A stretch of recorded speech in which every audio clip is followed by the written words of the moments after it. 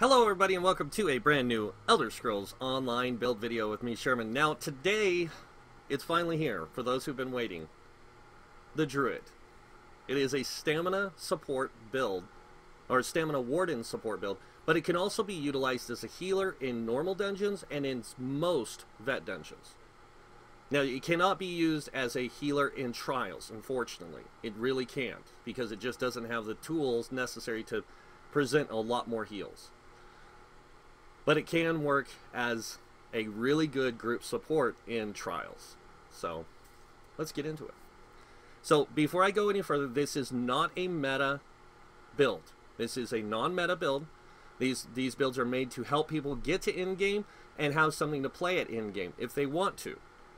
Now, if you choose you want to play this build, remember, most groups will not allow this kind of build in a trial setting unless you make adjustments to it. And you can make some adjustments to this build to make it more trial friendly and less supportive and more DPS if you want, and I'll show you how to do that.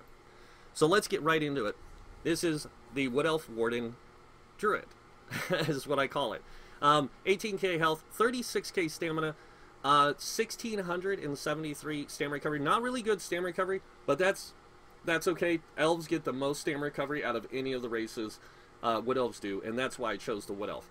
As you can see, we have a 3k weapon damage with a 42% crit. We have decent resistances, and we actually get better than that with some of our things. Moving on down the tree here, we have the Warrior Munda Stone. This gives you 309 weapon damage because of the way we have the build set up.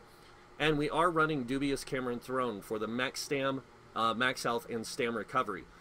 This is actually really good food. Even if you're playing a DPS, if you need that recovery rate, it can work out really well for you. So, just pointing that out.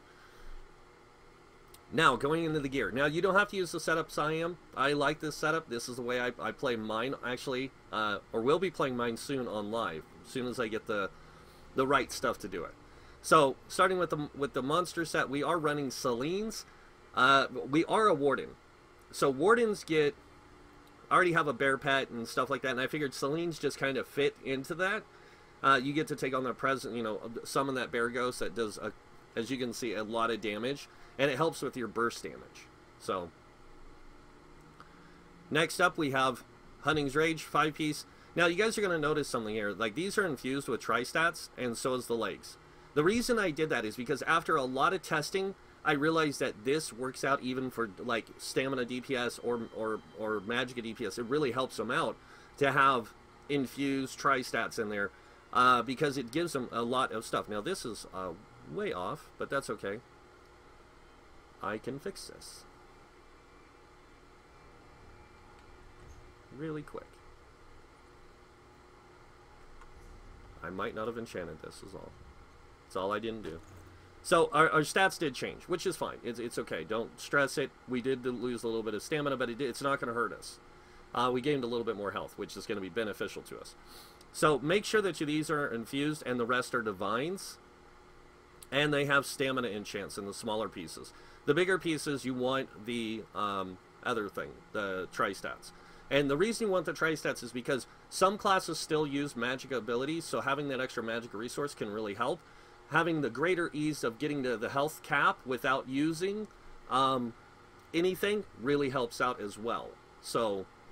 and then having the high, like giving you stamina or magic or whatever it is you're playing can help. So, just pointing that out. So that is the Selines and Hunting's Rage. The other set we're running is Powerful Assault. Powerful Assault is a great support set for a stamina person to run. Whether you're a tank or you're a DPS, it can be a really good group support. Because this one applies weapon damage and spell damage just like Spell Power Cure. It's just a stamina version. So, it gives max health, max stamina, weapon damage, and then the 5-piece. When you cast an assault ability, you can increase the weapon and spell damage of up to 4 friendly targets within 10 meters by 164 for 15 seconds.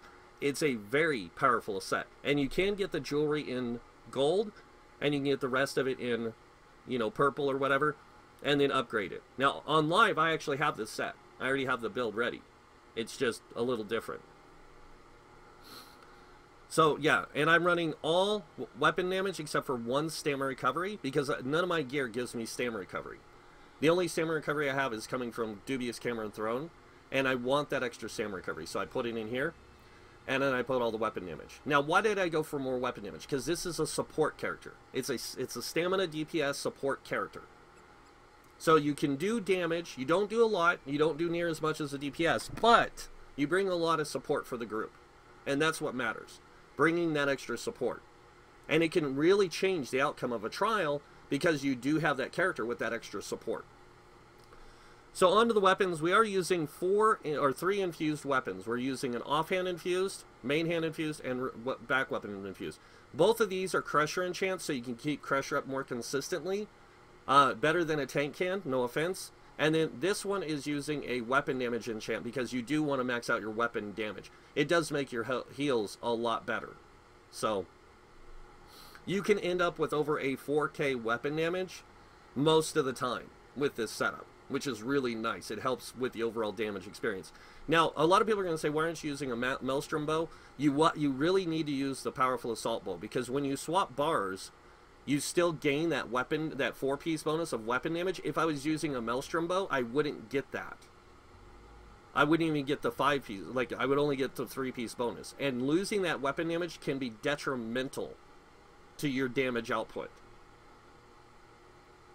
So keeping it the way it is really helps out with this build. Now, like I said, you're not going to be doing parsing of like 30k, 40k. You'll be lucky if you can break 24k with this build.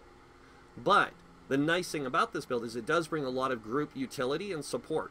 The utility is the Crusher enchants and the Powerful Assault set, along with some of the buffs you have. So it's really nice for group utility. And then the support is also that a Powerful Assault set. That's some support you're giving your group to boost their weapon damage. So let's go ahead and take a look at the skills. And again, make sure you unlock all passives. No matter what it is, just get the passives. Don't even worry about like, oh, well, it's Fighter's Guild, I don't really need it. Even as a Magicka DPS, Fighter's Guild still has things that you're going to need. It has Intimidating Presence, which helps you with quests and stuff, and it has Banish the Wicked. Now, the other thing you can get is Skilled Tracker, which your Fighter's Guild abilities deal an additional 20% damage to Undead and Danger and Werewolves. So for you, this is important because you are running Flawless Dawnbreaker, and that ability is increased by 10% or 20%. So make sure you get that. Now, you don't need Bounty Hunter unless you're playing a lot of Cyrodiil stuff. So otherwise, you don't need it. Next up with the Mage's Guild, make sure you get Presence of Will, even as a DPS. This helps with NPC conversations. And it does. Helps you with questing. Moving on to Undaunted, make sure you get the Undaunted command, Undaunted Metal. And you don't really need any of the synergies for this build. Not even orbs. Because you're not there to give out resources. You're there to help your group. Now, if you wanted to run a set that gives resources, I'd run Sentinels of Regazun. So that way you can offer a heal, another heal, and extra support to the group through stamina recovery.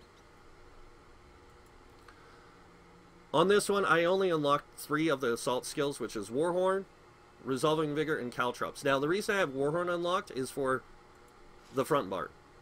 Because if I'm not running the Fighters Guild Flawless Dawnbreaker and I'm in a trial, Warhorn's going to be my best tool in a trial. Not the extra damage. The reason why Warhorn's going to be better is because of the benefit it's going to offer my group. Next up is Wood Elf. Make sure you get all the passives. And then the crafting, I'm going to point this out again. Make sure you get medicinal use at in-game. You want to have this at trial levels.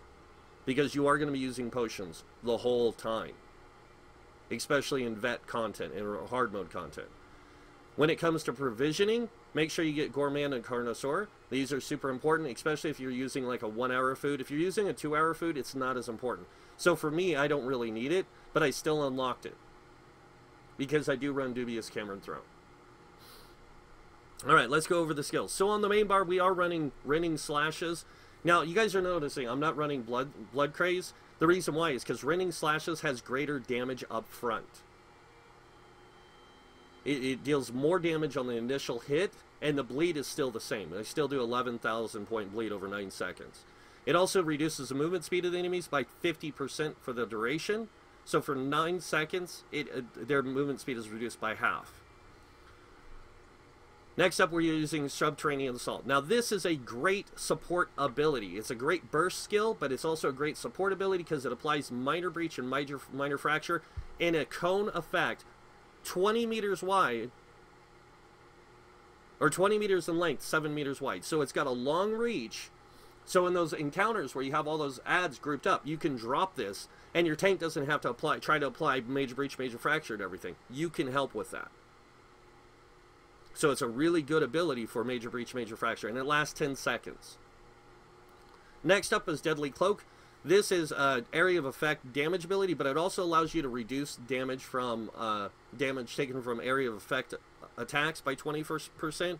So it helps you reduce damage. That's mainly what it's there for, but the damage it does over time can help as well.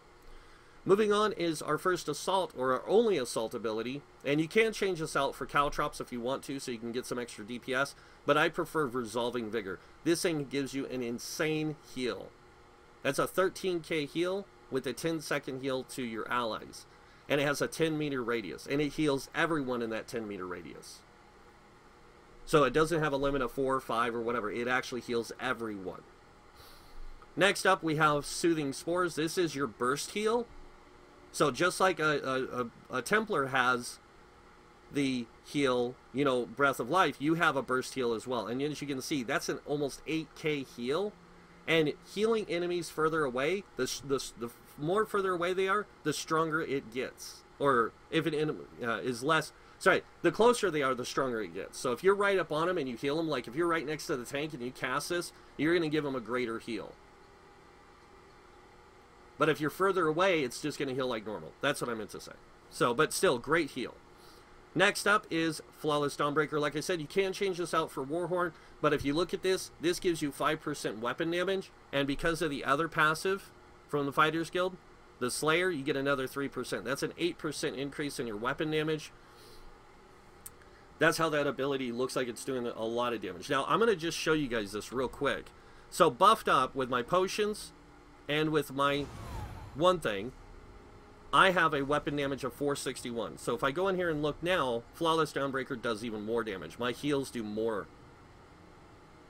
My everything just does more, which really adds up for you.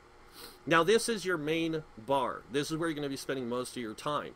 Now when you swap to the back bar, you're going to be using a bow. Now you can choose. You can really choose this if you want. So I'm going to show you guys this. You can either go with Venom Arrow, which has a chance of setting an enemy off balance for 3 seconds, and it still does a decent amount of damage, not quite as much as Poison Injection, but pretty good. You can use this instead of Focused Aim. The only reason why I choose Focused Aim is because it applies Minor Fracture for 10 seconds. So it does another 1320 on top of that. And I'm going to get the Crusher enchant with it. So 2,000 something from Crusher, another 1,000 something from here. Physical resistance penetration is going to be a lot better. But you can use this and still apply Crusher. Next up we have Arrow Barrage. This does AoE damage and it can apply Crusher.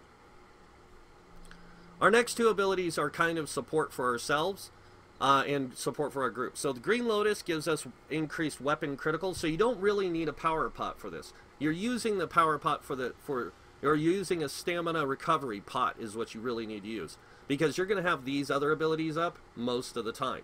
This is another version of a heal you can apply. So with this, you're going to apply heals every time you light or heavy attack, and it's going to go on for 20 seconds. It also grants you Major Savagery, increasing your weapon critical by 20%. Next up we have Bullnetch. This applies Major Brutality, which increases, and Major Sorcery, increases both spell and weapon damage by 20%, but it also gives you stamina return.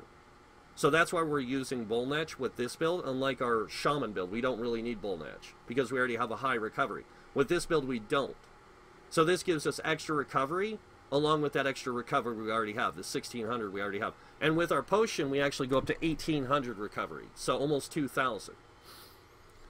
Our next ability is Expansive Frost Cloak. Just like the Warden healer, this ability is really good because in a 28-meter radius, you apply Major Resolve and Major Ward, which increases both physical and spell resistance by 5,280 for 24 seconds for you and your group. So it's a way to boost everybody's survivability. The last and final ability we have is Enchanted Force. Now this is an awesome ability because when you heal, use it to heal, it heals for a lot of health up front, and then it heals over time for 6 seconds. Now, it's a low-cost ultimate, so you can have this up a lot, and every time you heal a friendly target that is under 50% health, you generate 20 ultimate. So you can literally spam this. In some cases, you can spam this. It's crazy how fast you can fire this off. But it's also one of the most effective heals in the game for the Warden. So, now you're going to say, well, why isn't the Warden you're using on the healer using this? And that's because they already have enough heals. They don't really need this extra one. But for me, it's really supportive. So, let's go into the champion points. Now, very similar to my DPS setups, we're going to go right over it. So, we have 56 into Ironclad. This increases our... or reduces the damage we take from direct damage by 20%. Now, over here we have 3 in Spell Shield, and that's because I had 3 points left. I figured I'd put it somewhere, put it here. Now, why did I put it in Resistances and not something else? Because I don't need that something else. I need this. I need the greater survivability. Moving on, we have 43 in a Hardy, 43 in an Elemental Expert. Now, with these here, I get 10% damage reduction from pretty much all damage sources. That stacks with this 20%. It stacks with this 56 into Thick Skin, which reduces the damage I take from damage over time by 20%. And it also stacks with the 16 points I have in here, reducing the light and heavy attack damage I take by 10%.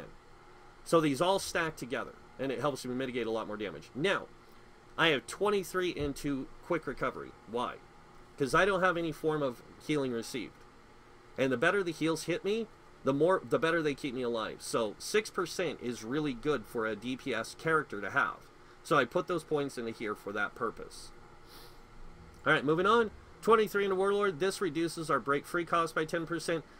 16 into Sprinter. This reduces our sprint cost by 10%. We're not doing a lot of sprinting with this build.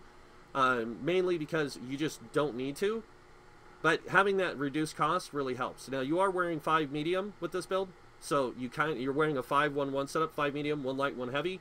And I guess I need to tell you guys that. The 1 light, 1 heavy is the helmet and shoulders from the monster set. I think. Or it's the chest and legs. It's chest and legs. Or chest and belt. Heavy chest, light belt. That's what it is. So, alright, moving on. We have 75 in the Mooncalf. This increases our stamina recovery by 14%. We are a Wood Elf, so we get 21% from there. We also are wearing 5 pieces of medium armor. It gives us 20%. That's 41%. 55% stamina recovery. It's crazy how much stamina recovery the Wood Elf can give you. So that's why we chose a Wood Elf for this, is because they're really good at support builds. Because they get really good stamina recovery. Moving on, we have 56 in a Tumbling. This reduces our dodge roll cost by 20%. We are in 5 pieces of medium, so we get another 20%. We have a 40% reduced dodge roll cost. That's how we're going to mitigate most of our damage, is by dodge rolling. Now, we also put 23 into Shadow Ward. This reduces our block cost by 10%. We have 4 into Shade. Alright, now, the next area you guys are going to be kind of confused. Why didn't you put into Blessed? I don't need to. Because I already have such a high stamina pool, and I have high, recovery, I have high damage output. I don't need to put into here. I already get enough of healing done. I don't need extra. So, just pointing that out. Alright, on to the middle tree. We have 25 into Physical Weapon Expert. This increases our light and heavy attacks by 15%. We have 37 into Mastered Arms, increasing our damage, direct damage done by 15%. That's a 30% increase in our light and heavy attacks. So our light and heavy attack rotations do increase damage. Now remember, off balance is changing this time, so that's why I set this up this way, is because off balance isn't going to give us 10% anymore. I need to get that 10% made up somewhere else. So I'm choosing my light attacks and heavy attacks. Alright, moving on. Shattering Blows. We have 23 points. This increases damage done against enemies with damage shields. You don't have to put this here. If you want to take the 23 points and spread them between these two, you can, to get more damage output. I do this because I know that there's enemies in PvE and PvP that use damage shields, so this helps me do damage to them. Because in PvP, I play this as a scout. And I still run it the same way. No impin, don't need to, and if I need impin, I actually take out of here, the 23 points, and I just dump it into my in-pin, my resistances. So that's what I do on when I play PvP. I just switch those two things around. It 3,000 gold is much more safer to spend than spending out all that extra to respec my whole gear set. So moving on over here, we have 43 into Mighty. This increases our physical, poison, and disease damage by 10%. 10% is a lot, guys. I know to some it's not very much, but it is a lot. So that's 10%. Then we get 20% in precise strikes for having 56 points in here. This increases our critical healing and our critical damage. This build, critical heals like you will not believe. Like every ability is a crit, almost. Even your damage is almost a crit. So it's really good. We have 56 in the Thaumaturge, increasing our damage done with damage over time abilities by 20%. If you guys didn't notice, we use two really powerful damage over time abilities. We use Rending Slashes and we use Dawnbreaker. So you get a lot of good damage over time from those two abilities. None of the other abilities we have are affected by damage over time unless you talk about using Venom and Arrow. And then you get more damage over time. So it does apply to this. Thaumaturge does. But other than that, that's it. That's the only abilities it's being applied to. So it's I don't really need Thaumaturge, but I do use some damage over time abilities, so I'm trying to maximize my damage output with it. And that is the champion points. Now, because I know people are going to ask, how does the build work? Let's see how it works. Now, I can't show you in live, but I can show you here. So, I can't show you in like a dungeon situation.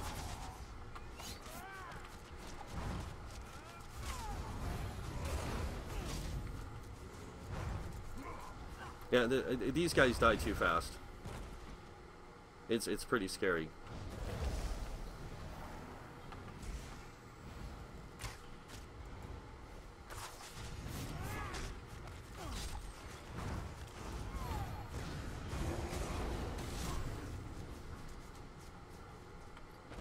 So you have decent DPS. It's not absurd. It's not, oh my god, I can do 80 million DPS.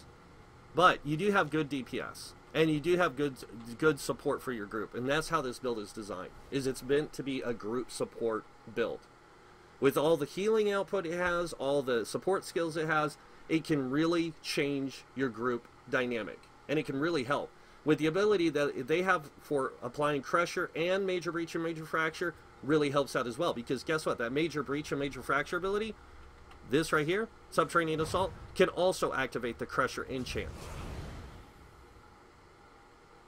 So not only do I get the 5,000 penetration from this, but I also get the 2,108 penetration from this. So it's over 7,000 penetration on the enemy, which for a group really helps in a dungeon or in a trial.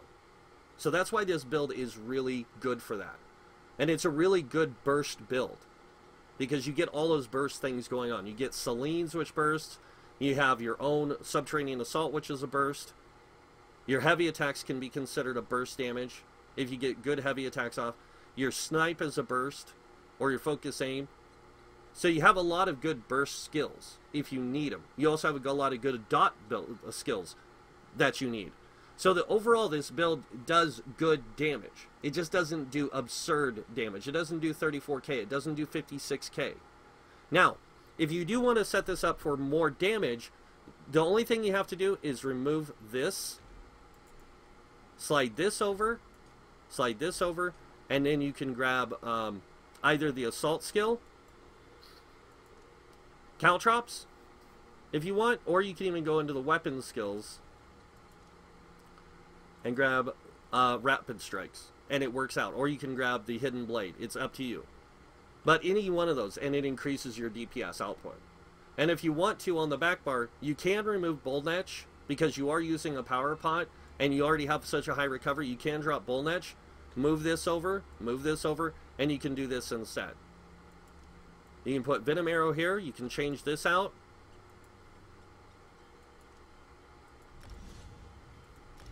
And you can put that there.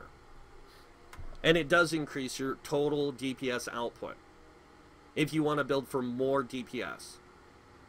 But any way you set this build up, it's going to work really good. But I prefer it the other way around, so I just prefer it this way.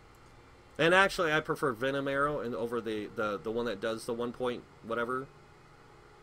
Mainly because Venom Arrow does damage over time, and that helps with your DPS. Any kind of damage over time you can use, it helps out. And Spores is a really, really, really insane heal. I mean, and then on top of that, you have this, which also heals. So you have all these heals going out from you all the time. And it just makes for really good group support. You have this, which can, you have this, which is healing, and it's giving the group their buff for weapon damage. You have this, and anytime you light or heavy attack with this, you heal. So if I go down here and I say take on this mammoth, I'm going to go ahead and buff myself completely up.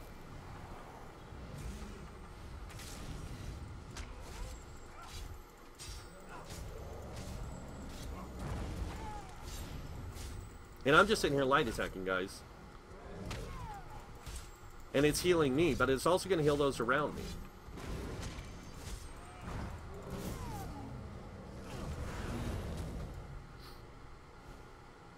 So this is probably the best support build in the game when it comes to group utility. And I mean, there is other ones that you can make, but I don't think you can compare with this. I honestly don't. Because the Warden is literally the best support class in the game when it comes to group utility and support. A lot of people don't realize how much utility and support they really can offer. Even stamina, even magicka, even tanks. They are literally built around the idea of utility and support. And it's crazy how much they get. But that's it for the Druid build, guys. I hope you guys like it. I love this build. This is by far one of my favorite things to play in the game. I don't care. I love tanking, but I play this character. Will be actually playing this character a heck of a lot more now. Now that I have all of Powerful Assault on my character, I will be playing them a lot more. I'm super excited to be playing them because they work out so well. They're just so much fun. And they offer so much group support, it's not even funny. So, and again, that's it for the Druid. So if you guys like this video, hit that like button. If you guys want to see more build videos by me, I have 2 more builds coming out this week, the Templars. So keep an eye out for those. And then also on top of that, next week I have my solo builds and then the damage builds. Oh, and just before I forget, so you guys know if you're watching, solo builds are going to come next week. Damage builds are going to be coming the following week. I'll be making a video explaining why over the weekend. So, watch out for that one as well. But that's pretty much it. So, thanks for watching. Until next time, have a wonderful day. Until then, this guy might see you in game. Bye.